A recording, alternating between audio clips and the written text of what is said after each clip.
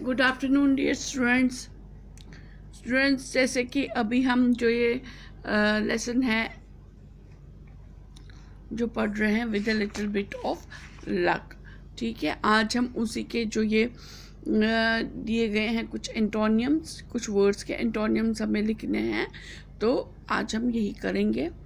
तो जैसे कि ओल्ड, इसका ओल्ड होता है पुराना, तो इसका एंटोनियम होता है अपोजिट लिखना, इसका उल्टा। तो ओल्ड का क्या आएगा उल्टा? न्यू। ऑनेस्ट का डिसऑनेस्ट, स्माइल का ग्लूम, टेक का गिव।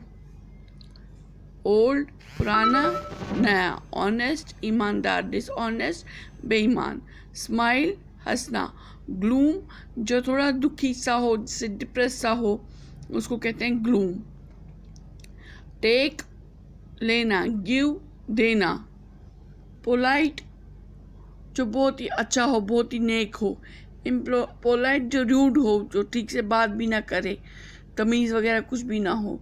फ्रेंड दोस्त, एनमी दुश्मन, राइट सही, रॉन्ग गलत, सेल बेचना, बाय खरीदना। ठीक है, अच्छा अब ये सेंटेंसेस कंप्लीट करेंगे हम।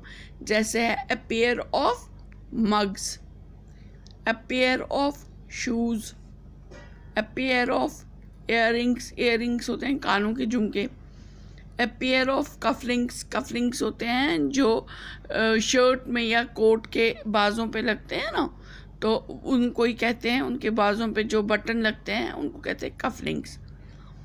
A pair of socks. अच्छा, अब हमारा नेक्स्ट क्या है? Grammar time. तो ग्रामर टाइम में आज हमें क्या दिया है? Sentence and it's kinds. आज हम पढ़ेंगे इसमें सेंटेंस। तो सेंटेंस क्या होता है? जैसे कि मैंने आपको पिछले एक वीडियो में पढ़ाया था सेंटेंस। तो सेंटेंस होता है वो वर्ड्स का एक ग्रुप जो कि इस तरीके से अरेंज किया होता है, इस तरीके से वो लिखा होता है कि जिसका एक पूरा मतलब निकले। ठीक है, वो एक सेंसिबल बने, सेंस निकले उसमें, एक मतलब निकले उसमें। जैसे कि यहाँ पर एग्जांपल दी है, old people walk very slowly, बूढ़े लोग बहुत आहिस्ता आहिस्ता चलते हैं। ठीक है, तो हम यहाँ पर देखेंगे जो कि ओल्ड जो वर्ड स्टार्ट हुआ है सेंटेंस ओल्ड वर्ड से, तो इसका जो पहला लेटर है, लेटर ओ, तो ये कैपिटल स्टार्ट हुआ है, और जब ये सेंटेंस ख़त्म हुआ है तो ये फुल स्टॉप के साथ ख़त्म हुआ है। तो वही हमें ये दिया गया है कि a sentence begins with a capital letter and ends with a full stop और अ क्वेश्चन मार्क और एन एक्सक्लेमेटरी मार्क। जैसे कि आपको पता है 3 किस्म के मार्क होते हैं, जो जब भी हम सेंटेंस ख़त्म करते हैं तो उसके बाद एक निशान लगता है, होता है जैसे कि फुल स्टॉप होता है, या जब कोई सेंटेंस, जब कुछ भी हम बोले बात करें तो उस टाइम फुल स्टॉप लगता है। जब हम कुछ पूछे तो उसमें क्वेश्चन मार्क लगता है, और जब हम अपने इमोशंस, अपनी फीलिंग्स वो जाहिर करें, अपना भाव जाहिर करें, तो उस टाइम एक्सक्लेमेटरी मार्क, चाहे हम दुखी हो, चाहे हम गुस्से में हो, चाहे हम खुश हो, तो चाहे हम हैरानी हो हमें कुछ, तो इस टाइम पे एक्सक्लेमेटरी मार्क लगता है। एक्सक्लेमेटरी मार्क मतलब एक डंडा सा, उसके नीचे डॉट होता है। क्वेश्चन मार्क ऐसे एक हुक सा बना होता है, उसके नीचे डॉट होता है, और फुल स्टॉप होता है, सिंपल डॉट होता है। ठीक है बच्चों, तो ये जैसे कि आपको ये पहले ही पता है, तो अब इसके हम काइंड्स पढ़ेंगे। Let's learn about the kinds of sentences.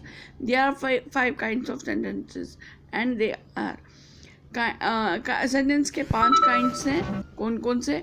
Assertive और declarative sentence, imperative sentence, interrogative sentence, operative sentence और एक्सक्लेमेटरी सेंटेंस। ठीक है, तो आज हम ये 2 सेंटेंसेस पढ़ेंगे, असर्टिव और डिक्लेरेटिव सेंटेंस और इम्परेटिव सेंटेंस। असर्टिव और डिक्लेरेटिव सेंटेंस क्या होता है? It's a sentence that assets और डिक्लेयर्स और स्टेट्स समथिंग। ये वो सेंटेंस है जो कि कुछ बताता है या कुछ डिक्लेयर करता है या कुछ स्टेटमेंट जैसे देता है या कोई डिक्लेरेशन करता है, किसी बात की इंफॉर्मेशन देता है, हमें कोई चीज़ बोलता है, इंफॉर्मेशन देता है या कोई चीज़ की स्टेटमेंट देता है, तो ये होता है डिक्लेरेटिव सेंटेंस या असर्टिव सेंटेंस। ये या तो पॉजिटिव होंगे या नेगेटिव होंगे। नेगेटिव मतलब जिसमें नहीं आता हो, जिसमें नहीं या नॉट या नो, ये नॉट या नो ऐसा कुछ वर्ड आ जाए, ये वाले नो नॉट वाले वर्ड आ जाए तो वो नेगेटिव बन जाते हैं। तो जिसमें ये वर्ड्स नहीं आते हैं तो वो पॉजिटिव बन जाते हैं। इसके बारे में हम डीपली आगे पढ़ेंगे, पॉजिटिव नेगेटिव सेंटेंसेस क्या होते हैं इसके बारे में हम आगे डीपली पढ़ेंगे।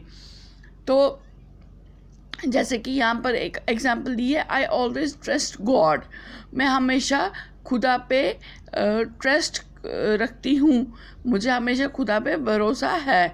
तो यहाँ पर हम बता रहे हैं अपने भरोसे के बारे में कि हम खुदा पे हमेशा भरोसा, मैं खुदा पे हमेशा भरोसा रखती हूँ। All that glitters is not gold. तो अब यहाँ पर एक नसीहत दी है, एक प्रोवर्ब बोला गया है, all that glitters is not gold, हर चमकने वाली चीज़ सोना नहीं होती। तो अब इसमें जैसे नहीं का इस्तेमाल हुआ तो ये नेगेटिव सेंटेंस बन गया, ठीक है।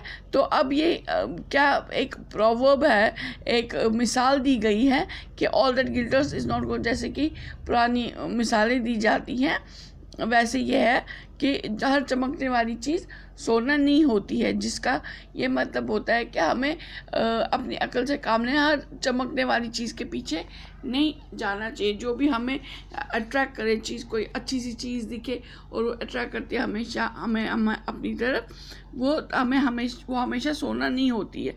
वो हमेशा उसको पहले देखना होता है, परखना होता है, फिर उस चीज़ को या उस सिचुएशन को अपनाना होता है। इस सेंटेंस का जैसे यही मतलब है। तो अब दूसरा है इम्परेटिव सेंटेंस। इम्परेटिव सेंटेंस क्या है? It is a sentence that expresses a command, a request और एन एडवाइस। इम्परेटिव सेंटेंस है जो कि या तो आपको कमांड, या आप कमांड दोगे, कोई ऑर्डर दोगे, या कोई आप रिक्वेस्ट करोगे, विनती करोगे कोई, या कोई एडवाइस दोगे, कोई अच्छी बात, कोई आप या कोई आप मशवरा दोगे, तो ये वो होती है एडवाइस देना। तो जैसे कि do as I tell you, वही करो जो मैंने कहा। तो इसमें एक ऑर्डर है, एक कमांड है ना, please give me a glass of water. तो इसमें एक रिक्वेस्ट है, हमने प्लीज़ करके हमने रिक्वेस्ट की, हमने विनती की कि मेहरबानी करके हमें एक पानी का ग्लास दे दो।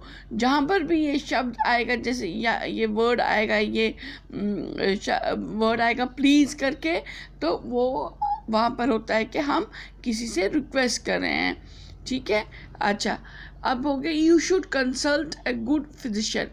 तो यहाँ पर ये एक एडवाइस है कि भाई आपको एक अच्छे फिजिशियन को कंसल्ट करना चाहिए, आपको एक अच्छे फिजिशियन से सलाह लेनी चाहिए, ठीक है। तो ये एक सलाह दी हमने किसी को, तो ये भी आ गया इम्परेटिव सेंटेंस में। अब जो बाकी सेंटेंसेस बचते हैं वो हम नेक्स्ट लेसन जब हम पढ़ेंगे तो उसमें बताएंगे, जो आगे आने वाले लेसन्स हैं उसमें पढ़ेंगे। तो हाँ, एक और गौर करने वाली बात है कि जो असर्टिव और इम्परेटिव सेंटेंस है वो हमेशा फुल स्टॉप से ही ख़त्म हो जाते हैं। उसके एंड पे जब सेंटेंस ख़त्म होता है तो हम उसमें फुल स्टॉप डाल देते हैं, ठीक है। अब दिया गया है, now write in the brackets what kind of sentence the following are. नीचे के सेंटेंस बताइए वो किस तरीके के सेंटेंस है। जैसे nature is the best physician, तो यहाँ पर क्या है, ये एक डिक्लेरेशन है। यहाँ पर ये बताया गया है, एक स्टेटमेंट दी गई है नेचर के बारे में कि भाई नेचर जो है वो बेस्ट फिजिशियन है, वो बहुत अच्छा डॉक्टर है। तो ये आ गया एक declarative sentence. Shut your mouth, अपना मुंह बंद करो, तो हम ये ऑर्डर दे रहे हैं, तो ये आ गया imperative sentence. Borrowed garments never fit well, तो ये भी हम एक बात बता रहे हैं, एक नसीहत सी दे रहे हैं। तो borrowed garment never fit well. तो ये भी आगे declarative sentence. Have mercy upon them, उन पे दया करो. मर्सी होता है दया करना, तो उन पे दया करो, तो ये भी डिक्लेरेटिव सेंटेंस आ गया. He does not attend school daily, तो ये डिक्लेरेटिव सेंटेंस, ये भी एक डिक्लेरेशन है कि भाई वो स्कूल रोज रोज नहीं जाता है. We should speak the truth, हमें सच बोलना चाहिए.